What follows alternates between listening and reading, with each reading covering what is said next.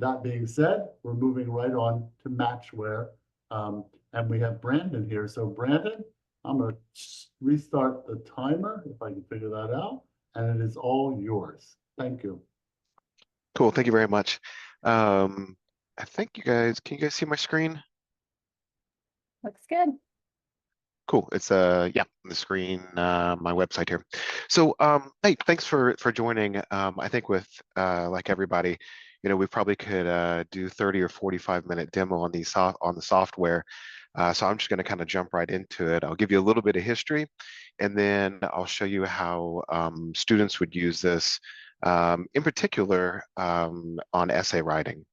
I got to spin around to my other screen, and the back of my head isn't quite as interesting. So I want to say hi, so you could put a face with a name, but I'm going to stop my video and swing around here. So MindView, we've been developing this for over 20 years now. And when we originally developed it, we developed it as a mind mapping tool. Now, if you're not familiar with mind mapping, basically it's a structure that starts in the middle and explodes outwards. And there's a lot of theories behind mind mapping, but basically the meat and potatoes of the theories, it's great for planning, brainstorming, and organizing. And then we started adding content to it. We started integrating with Microsoft Office, with Google. So it's really evolved over that 20 years, as you can imagine. There's so many different ways that individuals and students can use this software because it's a planning and brainstorming tool. This specific use case, I'm going to show you how a student would use it for essay writing, but always keep in the back of your head that this can be used on any subject. So I'm going to grab a map here. Can everybody see that there's a subject in the middle? Because my screen isn't lit up like it's sharing.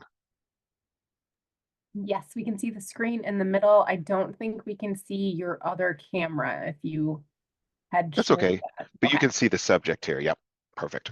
Correct. So yep, awesome. Thank you very much. So I'm going to be showing you the Windows version. It adopts a Microsoft Office look and feel. That's really important for students because it looks familiar. It's not like they have to learn a whole new interface.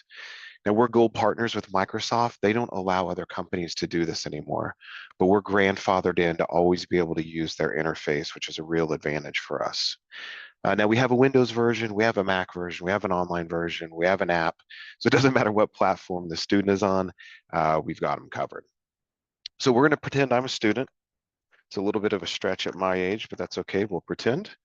And I've got a writing assignment on famous authors. Now, the first thing you're supposed to do when you get a writing assignment is create an outline. But if they were like me, I'd open up Word. I think it was Word Perfect back in my day. But I'd start typing and I get that writer's block. And that's really where the mind mapping portion of this comes into play. Because I can double click and I can say, okay, I want to talk about Dickens. Maybe I want to talk about his early years, maybe his famous works, maybe Hemingway. There's no rhyme or reason to this. The student is just getting their ideas down on quote unquote paper. But inevitably, the brainstorming session stops. The student takes a look at this and says, okay, what am I going to do with this mess? And that's where the drag and drop comes in, because we know famous authors is our main idea. I want to pull in Dickens, maybe Hemingway, Joyce, and then Hughes. Not only does it look like an office tool, but it's going to function like an office tool. So Control C for copy, Control V for paste. And now in a matter of a few moments, we've got an outline of our essay. So this is ATIA. So I'm going to douse you with a bunch of assistive features right now because that's really what our focus has been on for the last 10, 15 years now. So a lot of times students have dyslexia. Working on a white background is not optimal. So we can come in and we can actually change the page color here. And we take it to another level because if they've been tested, they can put their RGB numbers in here. And a lot of times students on the spectrum get tested for saturation and illumination. They can put their numbers in there as well. And that's not only the background color, the branch color, and also the text color. MindView is also smart enough that it remembers the last style that you used. So every time you open up the software, that style is going to be present for you. So executive function, sequencing data is a challenge. So we come in and we can throw a numbering scheme on this. So visually, you can see that there is a hierarchy. Now, this hierarchy plays an extremely important role when we export over to Word.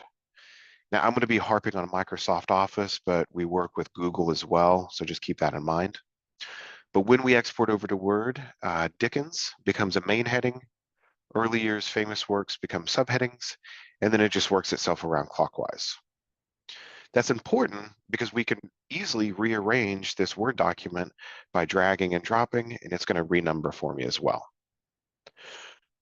So we also went through a 3-year accreditation to be able to say that we work with all screen readers on the market. So if you have low vision, no vision students using JAWS or Zoom to text, everything's going to be alt tagged correctly in the software. And that's a really big challenge to get right. The other thing too is we can turn the interface into a high contrast mode. So it makes it a lot easier for low vision to navigate the interface. We also have high contrast styles as well. So once again, makes it easier for low vision to navigate. Even taking it a step further, we can apply a branch focus. Obviously great for low vision, but also great for individuals with ADHD. Because if you can break a project, an essay down into chunks like this, it really alleviates a lot of that anxiety. Also, we've put predictive text in the tool. So you've got speech, or sorry, so if a student is typing on a branch, it's going to try to predict the next word in the sequence. Pretty self-explanatory there. So one of the things as we've developed this software is I had all this information in my head. So I could easily jot it down on paper here. But the feedback that we've gotten over the years is that a lot of students, they freeze and they get that blank page syndrome because they don't know where to start. So we decided to introduce AI in this latest version. Now, everybody's appetite for AI is a little bit different. So this can be disabled if you want it to be. But let's just say I'm stuck. What I want to talk about with famous authors. So I'm just going to click on brainstorm.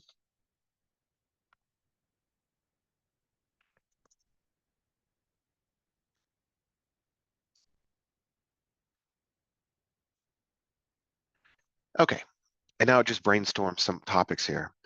Now, the overall feedback that we got with AI is the consensus is that we don't want AI to do the work for the student. So what we did when we built this AI is we limited to the number of characters on a branch. So it's not writing the entire essay. We also limited it to 5 main branches and 5 sub branches. So that now it's a jumping off point and we're not just, planning out the entire essay of famous authors here. Now, the other thing with this AI, you can translate it. So English as a second language, you can translate this map into any language back and forth as many times as you want. There's also grammar assist built in, so rephrasing, fix grammar, simplify, expand, and so on. So I'm a little pressed for time here, so let me grab a template. It's going to be one of those cooking shows. I'll pull this one out of the oven.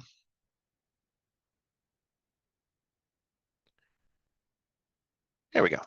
So this is just a bigger version of what I was working on. Now, one thing I skipped when I was building it is these images. So we have a multimedia catalog that has like 2,000 clip art built in. Again, everything's alt tagged correctly. Or you can pull images from your computer as well. So I've built this one out a little bit. Under early years, I've developed these topics. That's one thing I forgot to mention as well. So each one of these branches become a heading in Word.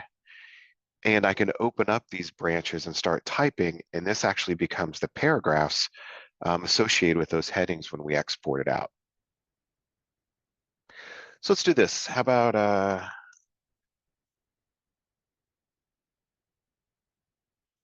so please, sir, may I have some more?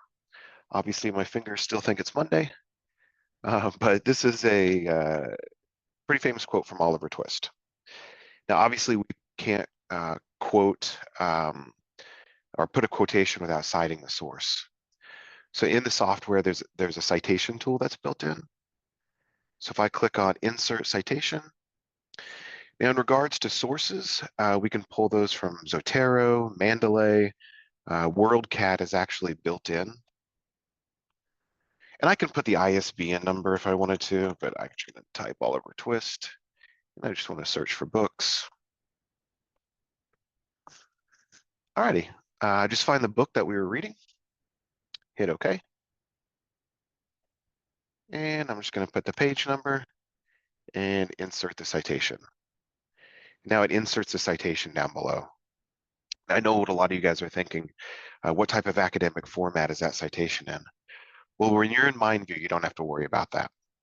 The real magic of this software happens when we export this over to Microsoft Office or Google. So I'm going to go to Export. So this is where the student can choose APA, MLA, Harvard, whatever academic format they want. And then under the general settings, they can include title pages and bibliographies. And obviously, I want to exclude the pictures on an essay. So I'm just going to click on Export. I'll show you what it looks like.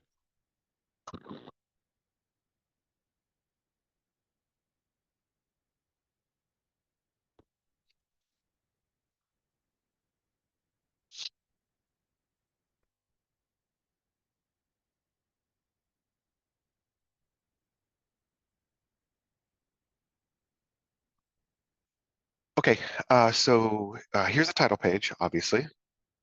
Scroll down a little bit. It automatically generates this interactive table of contents. If I click on Dickens, remember, Dickens was a main branch, early years was a sub-branch, and this was that text that I was writing associated with that branch. Scroll down a little bit, here's a citation. I always kind of jokingly say here, we're not handing out free A's. We're not changing the curriculum. They're still learning how to do academic formats. But what we want to do is have the students focus in on the content, and then we're just helping them export it over here to Word or Google. And we're pulling these citations from a third party. So you still want to double check them, right? But the drum roll moment, I scroll all the way down here, and it creates the reference and the bibliography page as well. Now I've done this a million times, but every time I export this out, I'm like, okay, where was this when I was in school? And also the reality of this is that this is going to be a rough draft. So if I come in and make changes, I can then import it back into MindView and it'll update a new map with those changes. So students aren't having to update this in two different places. It's all goes back and forth. Now, just briefly mention, there's also a research tool in here. They can use it with an app, and it'll capture information on the fly or on the web and cite sources and synchronize. So there's a whole research side of this as well. And I think we're about a minute and a half. We're still good. I want to quickly show you the PowerPoint export because a lot of students will use this either for presentations or flashcards. And I'm showing you an example of probably junior high through university. So keep that in mind. And again, I'm pigeonholing this into just essay writing and presenting, but utilizing mind mapping to do any type of brainstorming is really what it's for. And so you've got the Langston Hughes was a main branch. These are sub branches, and this is the image as well. Minute left. So to wrap up here, there's also time management in the software. So you can turn this, if I just right click, I can turn this into a timeline, an outline, a year wheel, a Gantt chart. Also syncs over to an app for alerts if the students want alerts. And in the software itself, there's about, 90 or so different templates, ranging from nursing to sciences to study skills. But yeah, that's really the software, in a nutshell. Again, it's built around mind mapping for planning, brainstorming, and organizing. I'm just showing you one aspect of it, which is essay writing, which is a popular choice. I've noticed in the chats, each person that was presenting, everybody was wanting to know the price of it. So depending on if you're K-12 or university, it ranges from about $1 per student up to $30 per student, and obviously depends on volume in there. Yeah, that's really the software in a nutshell. Appreciate everybody's time. Thank you so much. Appreciate that. And what an excellent presentation. Understand, very compressed. I think with all these products, there's far more to learn about them. This is not intended to be the deepest dive, but to kind of give all of you a snapshot of what these products and these tools have the capability to do.